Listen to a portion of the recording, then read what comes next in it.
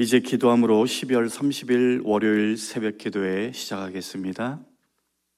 한 해를 마무리하고 새해를 맞이하는 새로운 한 주간을 살아갈 수 있도록 허락해 주신 하나님 감사합니다. 지난 모든 것이 하나님의 은혜인 줄로 여기고 먼저 감사를 드립니다. 이제 맞이하게 될 새로운 한 해 역시 동일한 은혜, 더 큰 은혜로 우리들을 선하고 복된 길로 인도해 주실 줄로 믿고 살아가는 우리들 되게 하여 주시옵소서. 이 시간도 주님을 기억하며 예배합니다. 주님을 삶의 진정한 주인으로 모시고 주님의 인도하심을 겸손히 구하며 순종 가운데 따라가는 우리들 되게 하여 주시옵소서. 주님만을 믿고 의지하는 그런 믿음 더하여 주시기를 간구하며 좋으신 예수님의 이름으로 기도합니다. 아멘. 다 같이 찬송가 149장 부르겠습니다.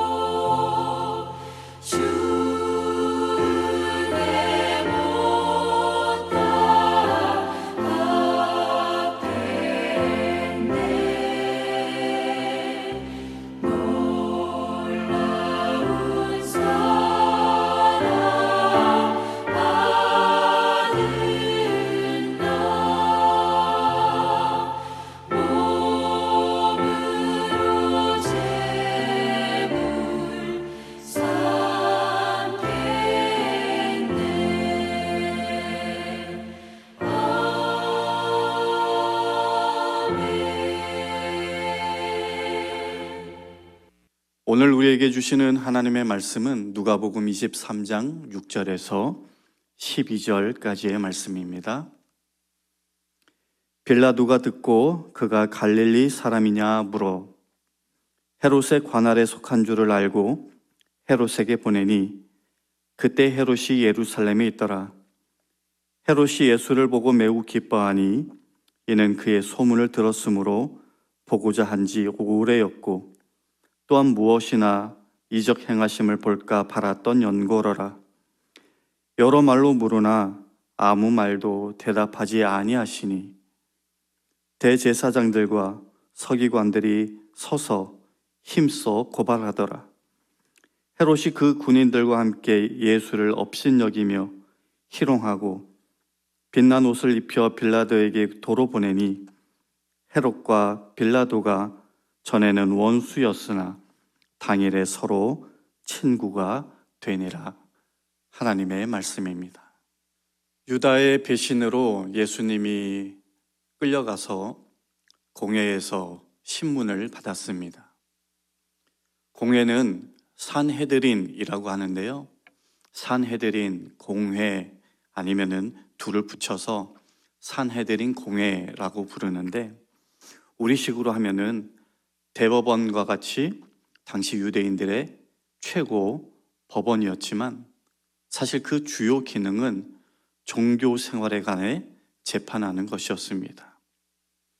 벌금형을 내릴 수도 있고 태형을 선고할 수도 있고 필요시에는 경찰권을 행사할 수도 있었던 그런 기관이었죠. 이것은 로마가 식민지의 종교, 문화, 그리고 자치권 등을 인정해 주었기 때문에 가능했던 것인데 그런데 한 가지 공회에서 단독으로 결정해서 집행할 수 없는 것이 있었는데 그것이 바로 사형이었습니다. 왜냐하면 사형권은 로마에 속한 권한이었기 때문이었어요. 그렇게 이제 사형권이 없던 공회원들은 예수님을 처형하고 싶은데 할 수가 없었으니까 사형권이 있는 총독 빌라도에게 이제 예수님을 끌고 가서 고발하기에 이르렀습니다. 그것이 이제 오늘 본문 23장의 시작인데요. 그 고발 내용이 읽지 않았지만 23장 2절에 이렇게 나오고 있어요. 고발하여 이르되 우리가 이 사람을 보매 우리 백성을 미혹하고 가이사에게 세금 바치는 것을 금하며 자칭 왕 그리스도라 하더이다 하니. 이것을 정리하면 세 가지입니다. 첫 번째, 예수가 백성을 미혹한다. 두 번째, 황제 가이사에게 세금 바치는 것을 반대한다. 그리고 세 번째, 자칭 그리스도 왕이라 한다라는 거예요. 이 고발 내용을 듣고는 빌라도가 예수님께 물었습니다. 네가 유대인의 왕이냐? 그러자 예수님은 내 말이 맞다라고 했고요. 그 다음에 이제 무슨 말들이 오고 갔는지는 알 수 없지만 빌라도는 공회원들에게 예수님은 죄가 없다라고 하는 무죄 선언을 내렸습니다. 그것이 4절인데요. 내가 보니 이 사람에게 죄가 없도다. 이렇게 기대와는 180도 다른 판결을 듣자 무리는 이번에 예수님이 갈릴리에서부터 사람들을 선동해 왔다. 로마에 대해서 반역을 꾀한다라고 하는 이른바 정치범으로 예수님을 몰아갔고 그 와중에 예수님이 갈릴리 사람이다라는 것을 알게 된 빌라도는 이 사건은 갈릴리 분봉왕이었던 헤롯이 다루어야 할 일이다라고 하면서 사건을 헤롯에게 넘겼습니다. 6절, 7절을 읽어드리면 빌라도가 듣고 그가 갈릴리 사람이냐 물어 헤롯의 관할에 속한 줄을 알고 헤롯에게 보내니. 여기서 여러분들의 이해를 좀 돕기 위해서 부연 설명을 좀 드리자면 이 당시에 이스라엘 땅에는 총독이라는 자가 있었고 또 분봉왕이라고 불리는 자들이 있었어요. 예수님이 태어나셨을 때만 하더라도 로마 제국은 과거 그 통일 이스라엘의 거의 모든 지역을 헤롯 대왕이라고 하는 한 사람을 세워서 통치하게 했습니다. 그런데 헤롯 대왕이 죽자 로마는 한 사람에게 힘이 집중되는 것이 바람직하지 않다라는 정치적인 판단에서 이스라엘 땅을 3등분을 해요. 그리고 그것을 헤롯 대왕의 세 아들에게 나누어서 각각 다스리도록 했습니다. 그 가운데 하나가 북쪽의 갈릴리 지역이었는데 바로 본문의 헤롯으로 정확한 표현으로 하자면 헤롯 안티파스인데요.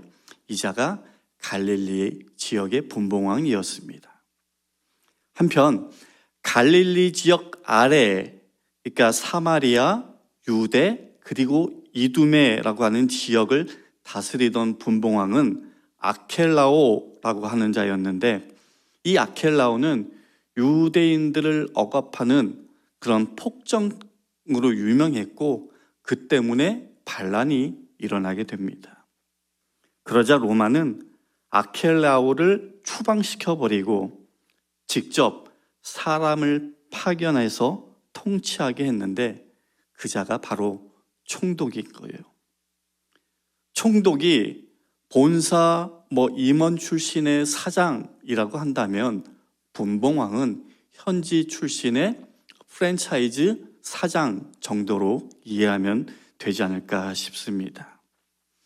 아무튼 그렇게 로마에 의해서 유다에 파견된 총독 가운데에 이 빌라도가 5번째 총독이었습니다.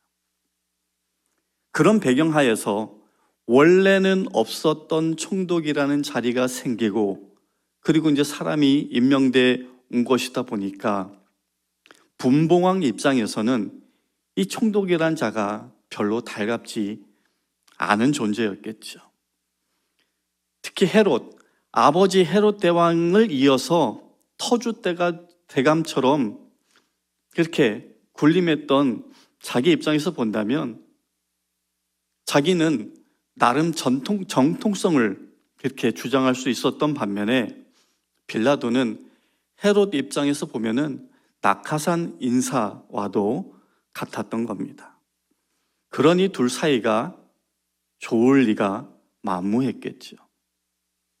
그런데 빌라도가 예수님의 이 사건을 헤롯의 관할이라고 하면서 보냈단 말이죠. 헤롯을 분봉왕으로서 인정해서일 수도 있겠지만 골치 아픈 일에서 벗어나고자 했던 것일 수도 있습니다. 아무튼 빌라도의 속내를 알 수 없는 헤롯은 그냥 예수님을 만나는 것을 매우 기뻐했어요. 익히 예수님에 대해서 소문을 들었고 오래전부터 예수님을 보고 싶어 했는데 그것은 어떤 기적을 행할 수 있는지를 궁금해했기 때문이었습니다. 해서 예수님과 이런 저런 대화를 시도했지만 예수님은 헤롯 앞에서 침묵으로 일관하셨습니다. 헤롯 입장에서는 굉장히 기분 나쁘고 또 자존심에 스크래치가 나지 않았을까 싶어요. 근데 그때 공회원들이 예수님을 신랄하게 고발했고 예수님을 향한 그 헤롯의 호의적인 시선은 그 때문이었는지 금세 모욕과 조롱의 시선으로 바뀌었습니다. 그리고는 다시 예수님을 빌라도에게 보내게 되죠. 오늘 본문 12절은 그때부터 그 일로 인해서 헤롯과 빌라도가 적대적인 관계에서 우호적인 관계로 사이로 바뀌었다라고 말하는데요. 그렇게 예수님을 다시 만난 빌라도는 이번에도 이전처럼 무죄 선언을 하게 됩니다. 13절, 14절인데요. 빌라도가 대제사장들과 관리들과 백성들을 불러 모으고 이르되 너희가 이 사람이 백성을 미혹하는 자라 하여 내게 끌고 왔도다. 보라, 내가 너희 앞에서 신문하였으되 너희가 고발하는 일에 대하여 이 사람에게서 죄를 찾지 못하였고. 그리고 뒤에 22절에도 보면 빌라도가 세 번째 말하되 이 사람이 무슨 악한 일을 하였느냐? 나는 그에게서 죽일 죄를 찾지 못하였나니 때려서 놓으리라 하니. 이렇게 총 3번에 걸쳐서 빌라도는 예수님을 향한 일종의 정치적 무죄 선언을 내리고 방면하려고 했습니다. 이게 오늘 본문의 내용인데요. 저는 오늘 본문 속에서 한 가지 제 시선을 끌었던 내용을 가지고 오늘 성도님들과 조금 더 말씀을 나누고자 합니다. 앞에서 잠깐 언급했지만 8절과 9절 말씀인데요. 헤롯이 예수를 보고 매우 기뻐하니 이는 그의 소문을 들었으므로 보고자 한지 오래였고 또한 무엇이나 이적 행하심을 볼까 바랐던 연고로라. 여러 말로 물으나 아무 말도 대답하지 아니하시니. 헤롯은 예수님을 보고 심히 기뻐했는데 여기서 기뻐했다라는 헬라어는 어떤 즉흥적인 기쁨, 즐거움 그런 게 아니라 오랫동안 열망하던 것이 이루어질 때 발생하는 기쁨을 의미합니다. 그러니까 이것을 통해서 헤롯이 예수님을 그동안 얼마나 보고 싶어 했는가라는 것을 우리가 알 수 있어요. 그러면 왜 헤롯이 예수님을 그토록 보고 싶어 했던 것일까? 한마디로 말하면 예수님이 행하셨던 놀라운 이적들 때문이었습니다. 그런데 예수님은 그런 헤롯의 기대를 조금도 채워주지 않았습니다. 헤롯이 여러 말로 물어보았지만 예수님은 아무런 대답도 하지 않으셨습니다. 예수님이 베푸신 이적은 하나님 나라의 도래와 그리스도의 주님이 그리스도 되심을 선포하는 표적이었지 그저 호기심에 들뜬 왕을 즐겁게 해주는 수단이 아니었기 때문이죠. 그래서 예수님은 헤롯에게 어떠한 반응도 하지 않으셨던 겁니다. 그런데 헤롯처럼 예수님을 보고자 했던 한 사람이 또 있었죠. 누굴까요? 지난 19장에 나온 삭개오입니다. 누가복음 19장 3절을 보면 이 삭개오에 대해서 그가 예수께서 어떠한 사람인가 하여 보고자 하되 라고 되어 있어요. 지난주에도 말씀드렸지만 여기서 보고자 하되로 번역된 이 말에는 원어적으로 누군가를 계속해서 집요하게 찾고 있었다라는 그런 의미가 담겨 있습니다. 그러나 삭개오에게는 예수님을 보지 못하게 하는 두 가지 문제가 있었죠. 키가 작았다라는 것과 그리고 주위에 사람들이 너무 많았다라는 겁니다. 하지만 삭개오는 예수님을 보고자 하는 그 열망과 결단으로 앞으로 먼저 달려가 나무에 올라갔고 지나가면서 그 모습을 보신 예수님은 먼저 삭개오의 이름을 불러주시고 내가 오늘 너의 집에 머물겠다라고 말씀하셨어요. 헤롯과 삭개오 모두 예수님을 보고자 했지만 그 결과는 너무나 극명하게 달랐습니다. 예수님을 찾고 보고자 하는 그 마음, 그 중심이 달랐기 때문일 겁니다. 우리 역시도 주님을 찾는다고 합니다.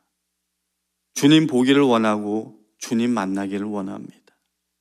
그러나 우리 신앙의 삶 가운데 주님과의 만남, 주님과의 깊은 영적인 교제가 없다라고 한다면 우리는 점검해 봐야 합니다.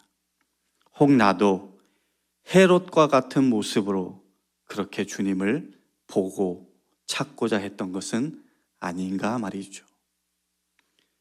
주님은 우리의 심령을 보시는 분입니다.